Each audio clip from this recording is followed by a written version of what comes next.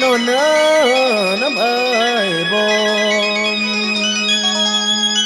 และไอ้ายสิยกขันขอแต่งเอานวลน้องลาและพาน้องมาอยู่น้ำแล้วไอ้ายสิพาน้องลาต้มไก่อยู่น่ากิน แล้วจึงชวนลงหัวมอยอยู่ที่น้องนอนหาย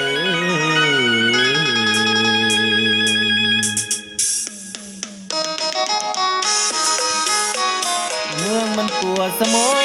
อยู่เมืองมันปวดสมองคนหลายไข่กองอยากกันชิงกันหายใจเอาแต่ฝุ่นควันอากาศเท่านั้นมันบ่ดีเลยน้องเอ๋ยแต่งกับไอ้สาหนุ่มชาวนาสิพาน้องรวยสร้างฟาร์มหมูฟาร์มควายเฮ็ดสวนกล้วยเลี้ยงปลาสงไทย